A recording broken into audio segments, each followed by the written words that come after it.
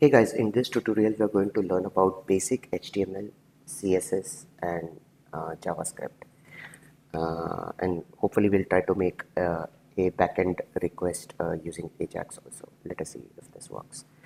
Uh, Now for editing HTML, we will not use Eclipse. It doesn't have a great editor for uh, uh, developing HTML content. Mm, a lot of people in our company use professional tools like VS Code. Uh, that's a bit too heavy for the tutorial. I'm just going to use Sublime Text. So I'll just create a new web application over here called training. Then open this up in Sublime Text, and here let's create a new file. All right, index.html, and here are our HTML tags. I'll just give you some examples quickly on HTML, just to explain. It's pretty straightforward.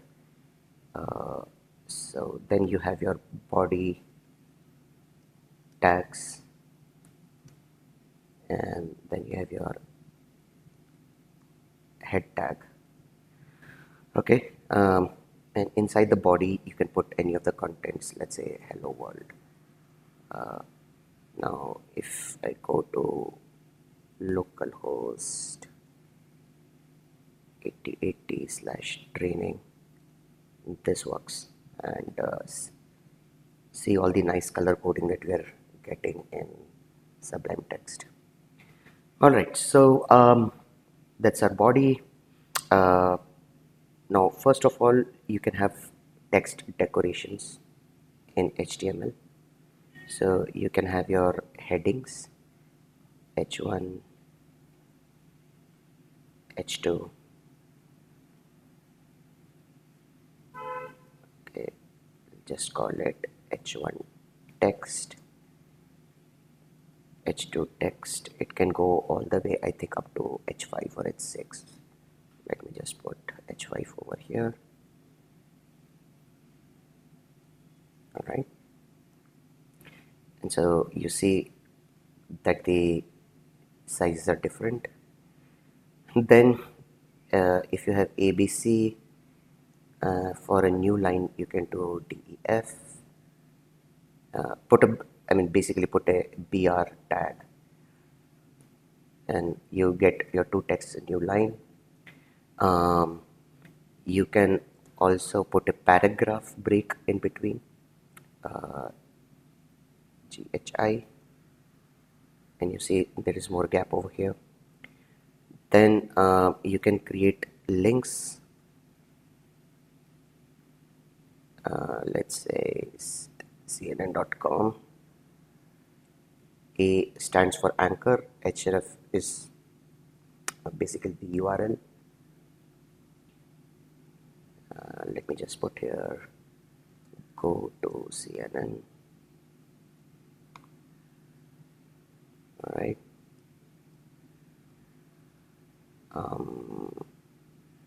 All right, so I need to have http:// so I can go to CNN. Then you can have you can have your buttons. Oh well, let me cover this one a bit later. You can have tables, so I can say /table, then t head/t t-body. All right, inside I can have a row, table row, then th stands for table head. Let's say name, age, and maybe over here ID. All right. Then inside t-body, maybe I'll just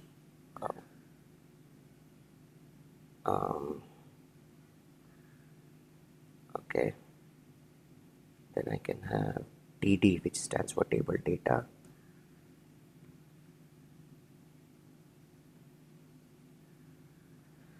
Right, let's say ID equal to 1, name is, let's say, Romel,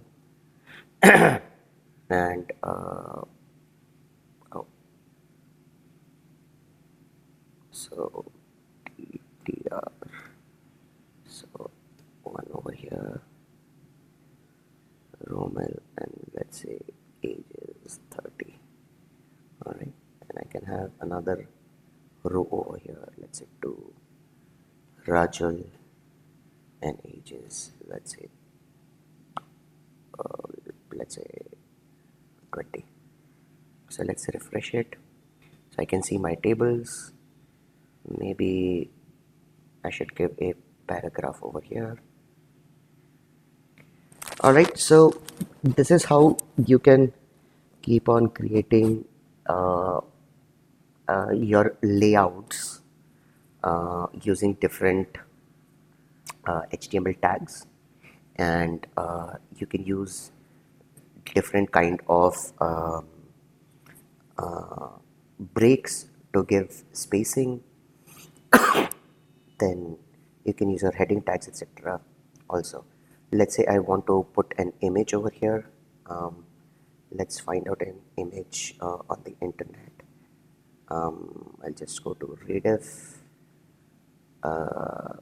Let's say, let's pick up this picture over here. All right, so this is the URL. I can do something like img source equal to this. Okay, so I get my image, and so on and so forth. And finally, if you want to have a form, we saw this in one of the other tutorials, you can put them in between slash form tags, and you can have input, let's say type equal to text, and then you need to have a name, so let's say name. All right,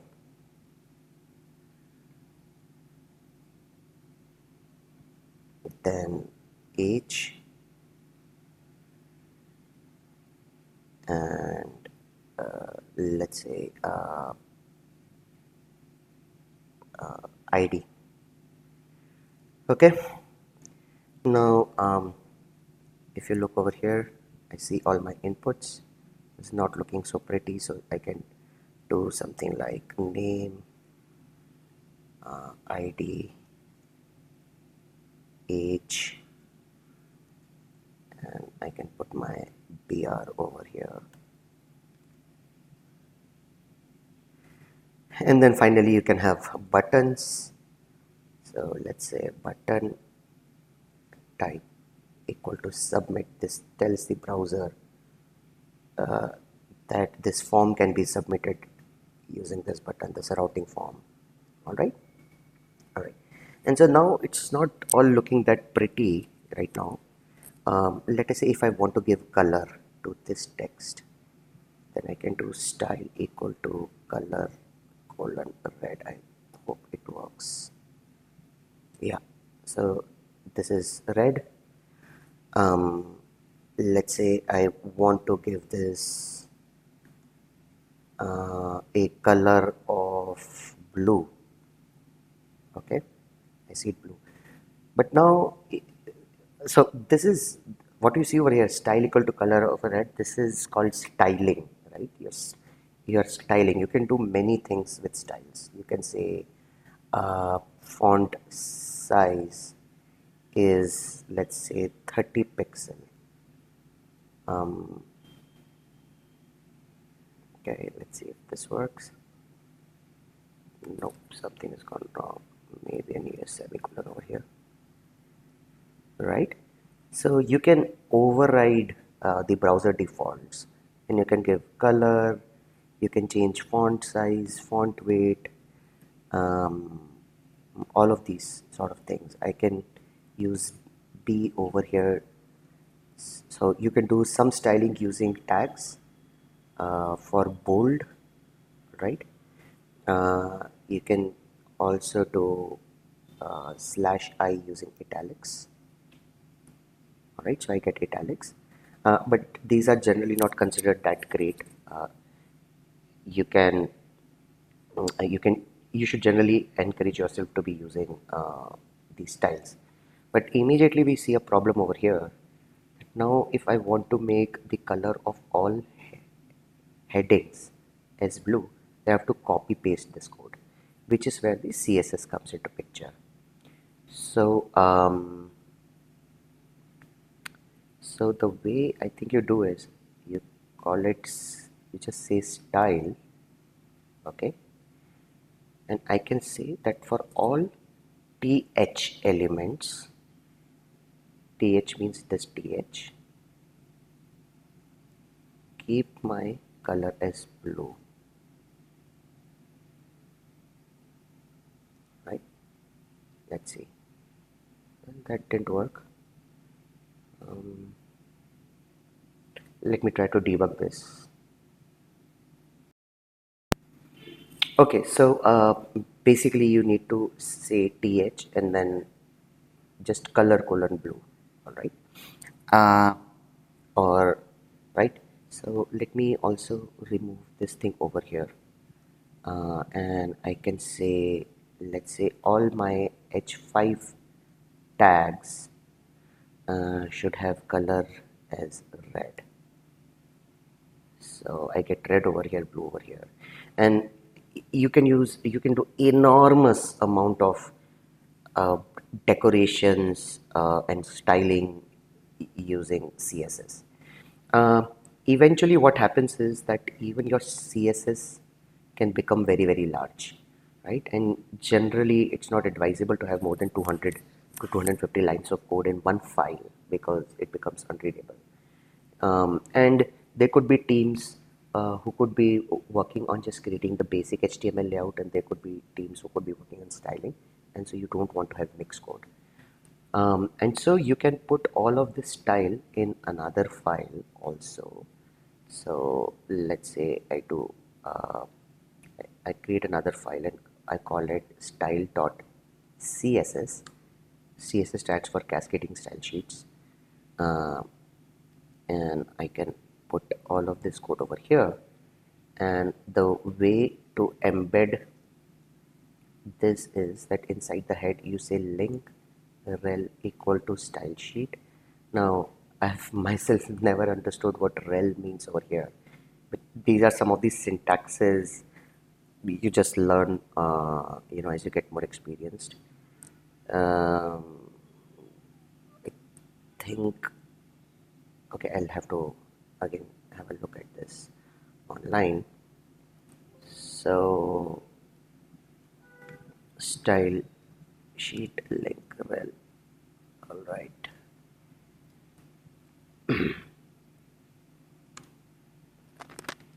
So yeah, that's all I need, and I can just say style.css, and if I just reload this page it still works. If I go into debug mode and refresh this page, see it is loading my style.css and my image, all of these things.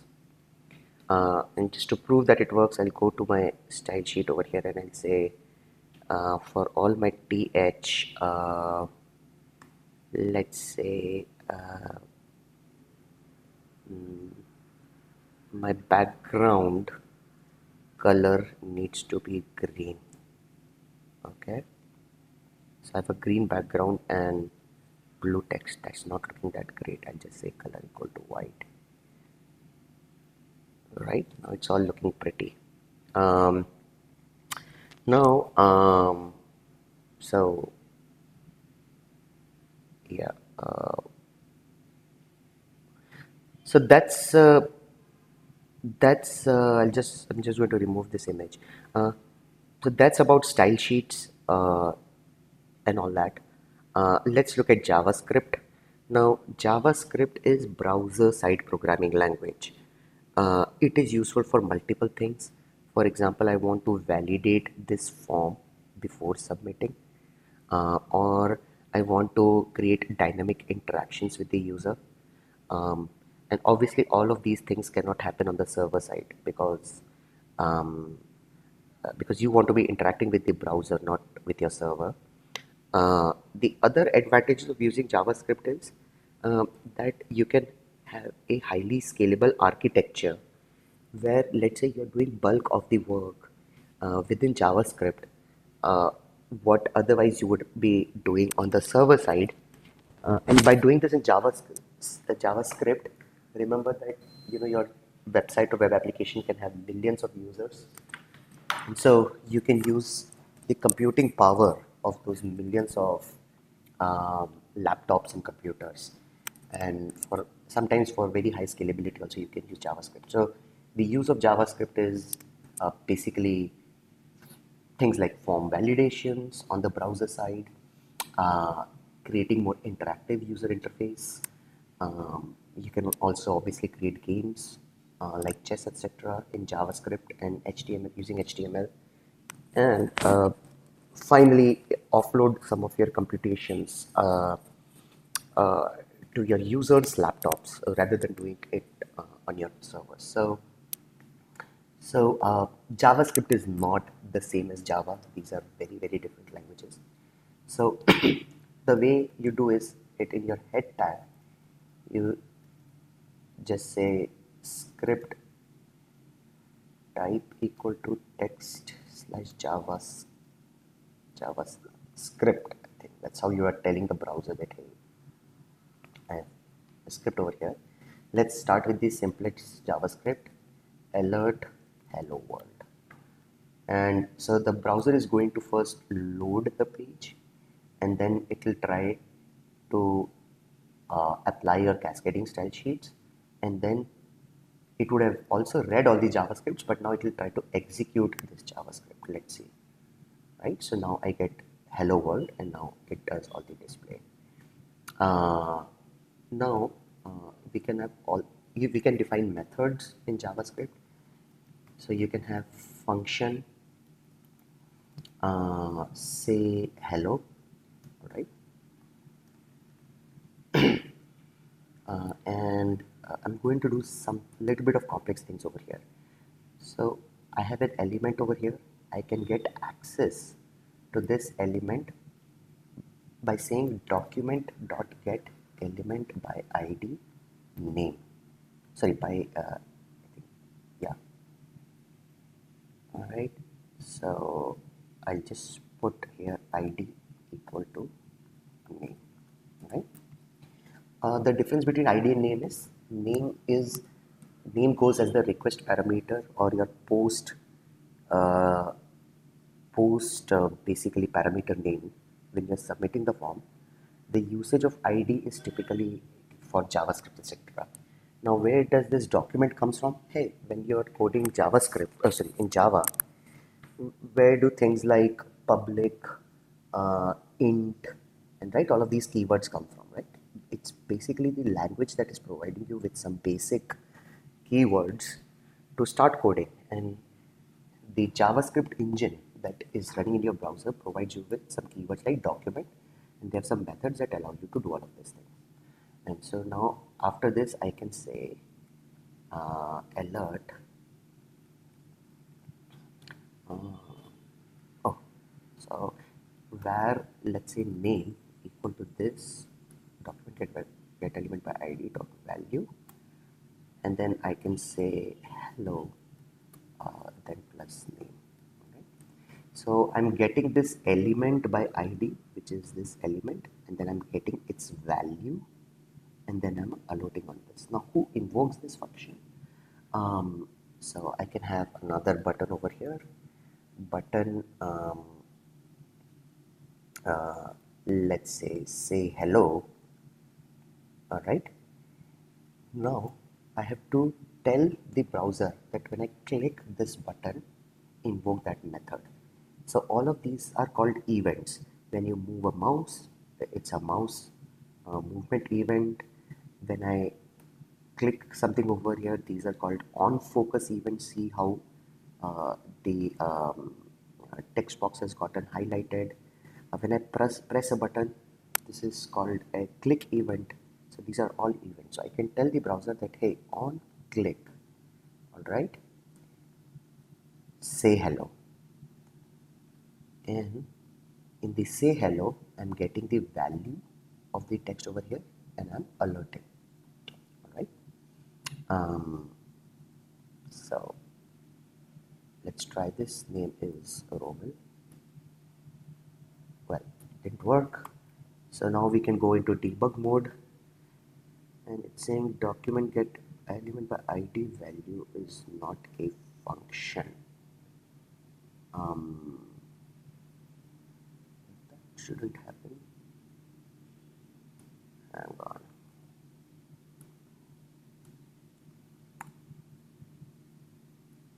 Get element by ID.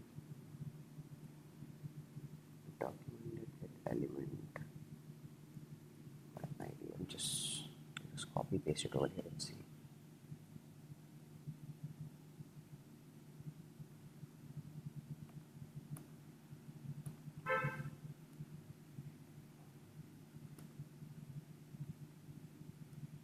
Still getting this error. Say hello. So my on click worked. Let me just try to debug this and I'll get back to you.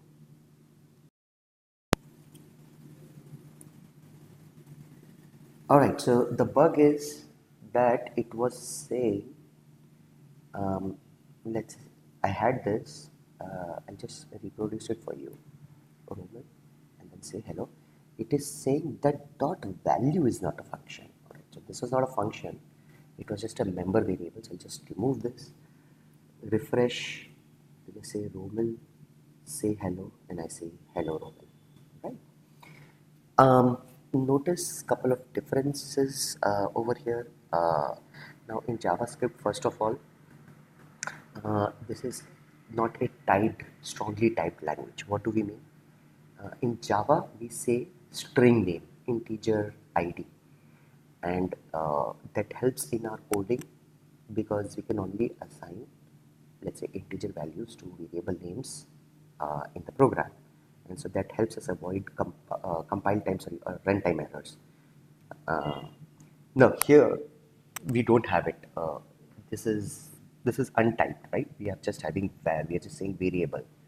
Uh, you could also assign in future uh, something like name equal to 1, and then say we can just say name is whatever, right?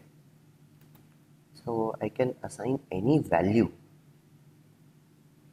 be it an object, be it a different data type like integer or string, to my name. So let's try this once again. So I get Romel and then I get 1. That's a big difference between Java and JavaScript. Another big difference is that I can pass functions to functions. So let us say I have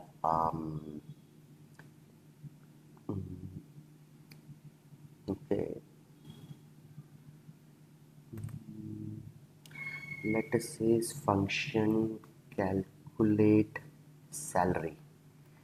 So let us say your salary is, let's say, your age multiplied by, you know, 1 rupees. And how should I give you an example of giving a passing a function? Okay, so let's say I have this function calculate salary and then let's say print salary. This is a lame example, but anyway, you'll get some idea. And I can do something like calculate salary, and I can pass a print salary as the method, and let's say it's a function that I got, and I can just invoke this function. I can call it whatever, xyz function,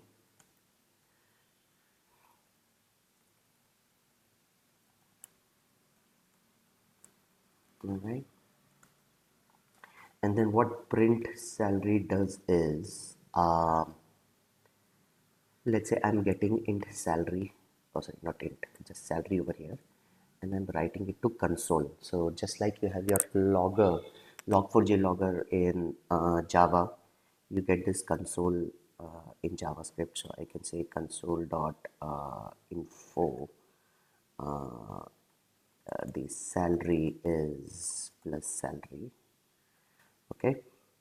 And here I can maybe try to get the salary. Oh well, let's say yeah. So first I can get my age and my salary equal to, let's say, 2 times my age, and then I can just pass the salary over here. All right. So what's happening? There is a function that just prints the salary. There is a function that takes the age and computes the salary, and this function takes another function as an input and then invokes that function, and then finally I'm calling my calculate salary with the input function. Let's hope all of this works. So I can have Romil over here and age is 2, and the answer should be 4, right? So name is Romil, cannot read property value for null, and the reason for this is because I have not given ID as age over here, right? So name, age is 2, oh sorry, name is Roman, age is 2, and I'll just say hello, and I get the salary is 4, which is 2 into 2. Now why is this important, passing functions? This is generally used when you want to do background tasks. One of the things about JavaScript is that this is technically a single threaded language.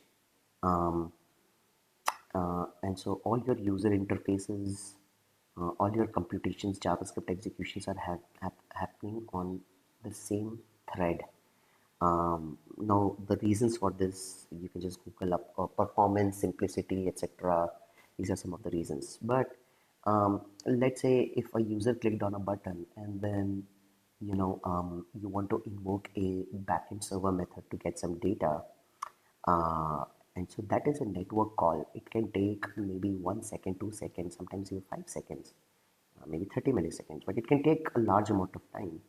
And at that point in time, if those things are running on the same thread, then all your user interface can get frozen. And so in those cases, uh, JavaScript makes an exception that it will invoke a background thread to make those calls to the server, and so your UI doesn't get frozen. But when that invocation is complete, then JavaScript needs to know what to do with the data that came, and hence you can pass a function, and we are going to see exactly an example of that. All right.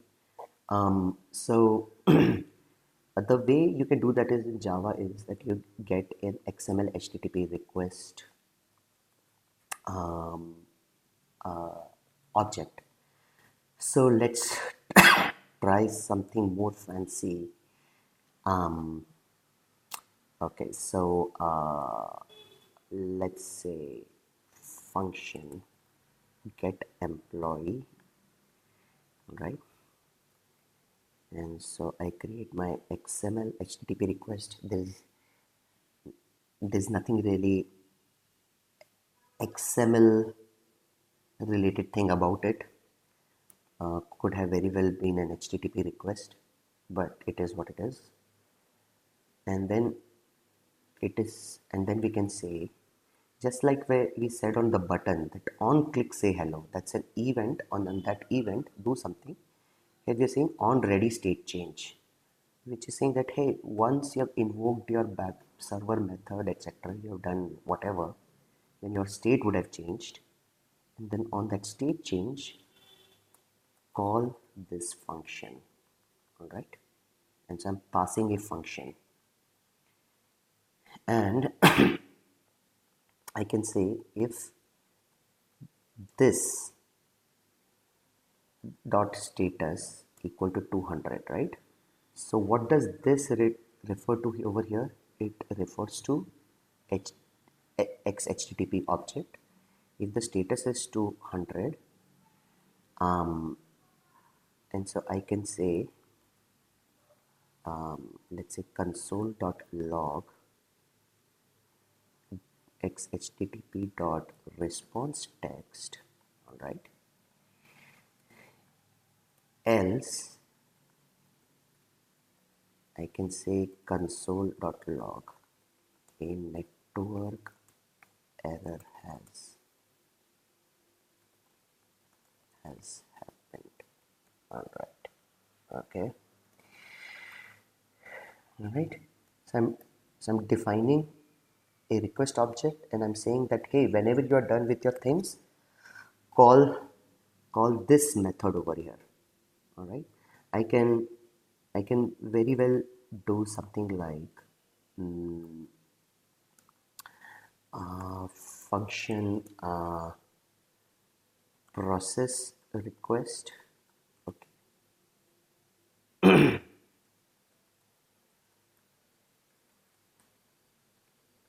And I can just say over here process request.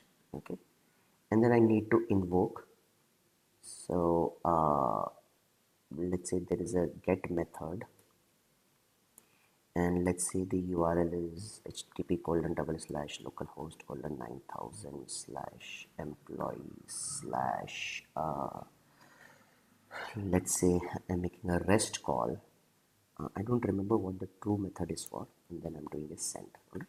So now let's test this. I can have another button over here. Let's say get employee.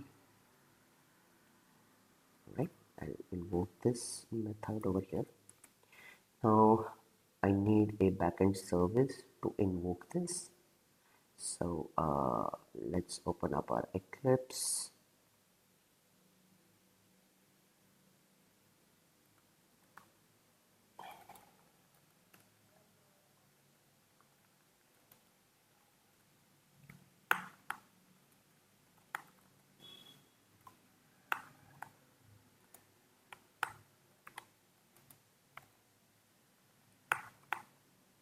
All right, and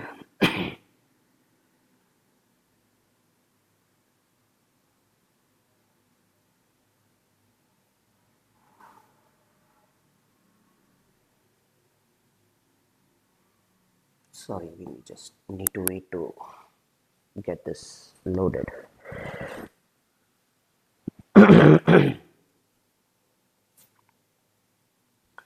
All right, and remember in the previous tutorials we were working on all of these APIs, etc. And I can just say over here REST API. All right. Well, bad copy. So REST API. I'm calling this as REST API because in future,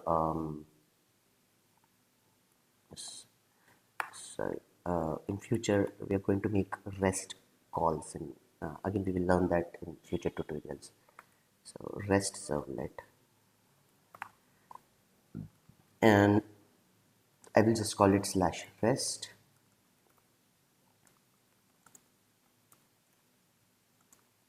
All right. We had a do get method over here. Okay, why don't I do just one thing? let's not have a REST servlet at all. Let's just use our API servlet, which is slash API. And let's let's just let's just print whatever we get over from here. All right, basically basically all the employees. I mean, the idea is just to tell you guys how a method invocation on the server side works. We don't care at this point whatever we are returning. So I'll just call it slash API, and then we want to print it. All right. So I need to run this maven jetty colon run.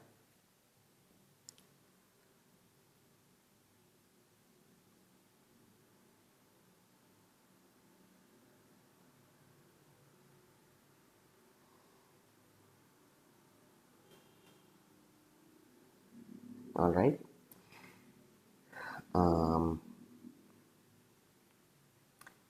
So let's hope it all works. So I'm just going to reload this. I have a get employee method over here. How do I pull this?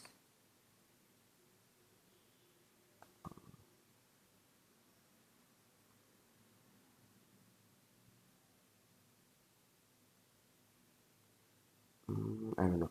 Anyway, I'm just going to get employee, and it's saying a network append access to external at from origin. Oh, we have gotten stuck into cores.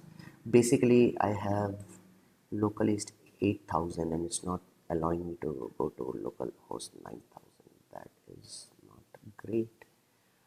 Um, Let me try to debug this and get back to you. Okay, so essentially what has happened is that we have violated a browser security policy. I'm trying to access a different port, which is 9000 from port 8080. And these are all the security checks that the browsers and application servers put into place to avoid JavaScripts accessing sites different from where they were loaded. Because if you think about it, otherwise, let's say Times of India or CNN, which has millions of users, can just have some JavaScript which is invoking, let's say, Google's APIs, and hence they can use millions or even billions of computers every day to invoke Google's APIs and then and bring them down, which is called denial of service attack (DOS), right? So I'm just going to solve this problem right now by just taking a shortcut. I'm going to copy all of this code into our web application over here. I don't want to overwrite this, so rename test.html. Well, let's call it UI training.html. I'll copy it over here, shut down my editor. Well, instead of that, let's do one thing.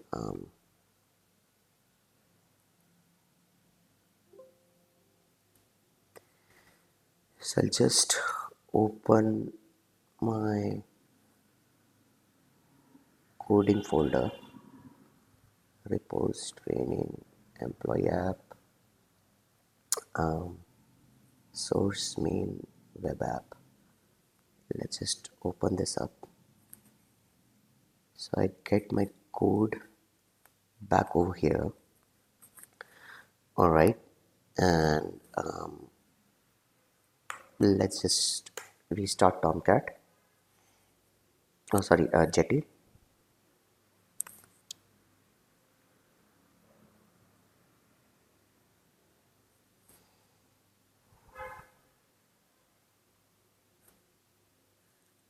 And now I should be accessing /employee /UI training .html.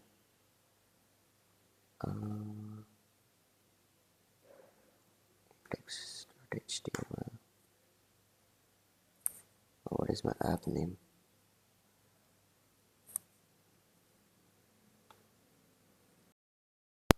Okay, so it was localhost 9000 because my Jetty is running on 9000 port /employee/UI training.html. And let's give it one more shot if this works. I do a get employee and xHTTP is not defined. So now in my code,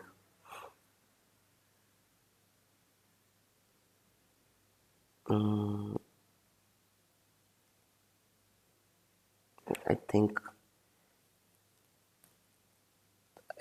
what I need is data over here, and let's see if this works. Data.response text. Alright.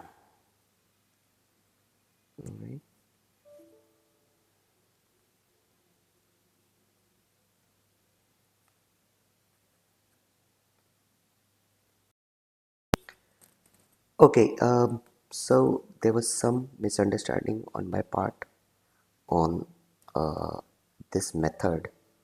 So so just some very minor modifications, which is that I created our XML HTTP request object and then this process request, right? So whenever the state changes, this method will get invoked. And it's saying if this dot status is 200, which is I got a 200 response code from the server, then I'll just log whatever response I got. Otherwise, I'll just print a network error has happened. And so I was earlier using X HTTP over here, which was wrong, and I should have been using this over here. And this refers to the X HTTP object, right? This keyword. So let's run this once again. And remember that our servlet here, it is just returning all the employees, all right, if no ID is being passed to it. So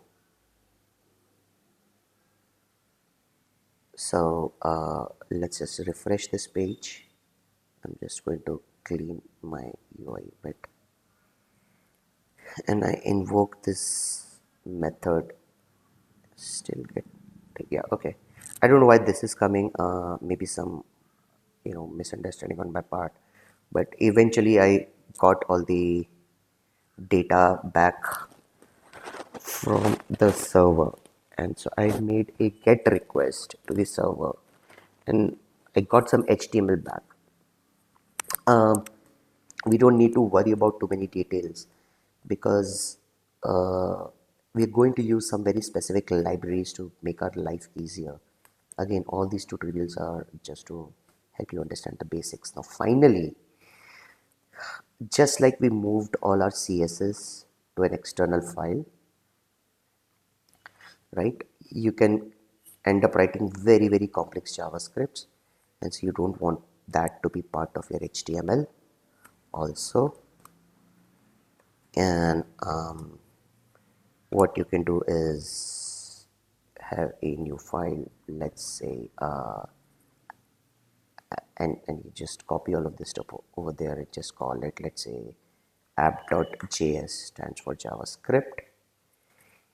And in your HTML, I'll just leave these two tags over here for placeholding, but you can have script source equal to app.js. I think that should do it. Let's see. We'll just start our web application once again.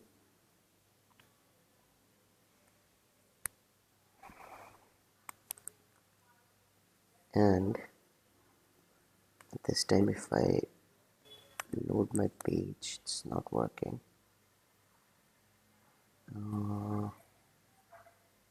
Script. Alright, let's Google this up also. So script src javascript, and this should have worked. Script source equal to this and then slash script. Alright, let's try to put slash script.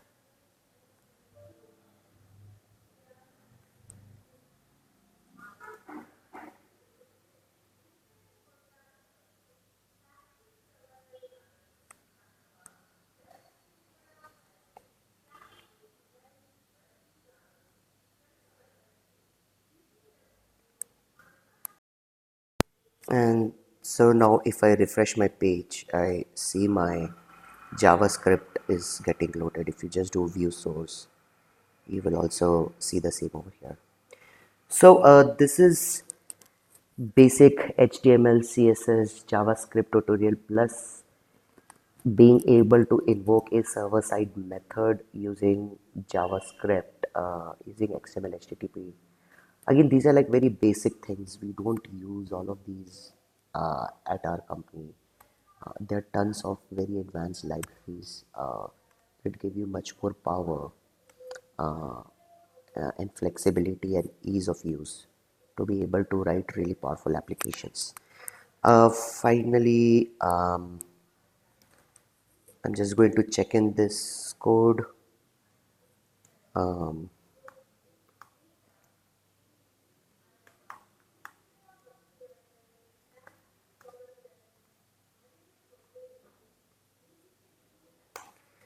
so we have this employee app on GitHub. Um, Added UI training code, and right, so GitHub in Cref.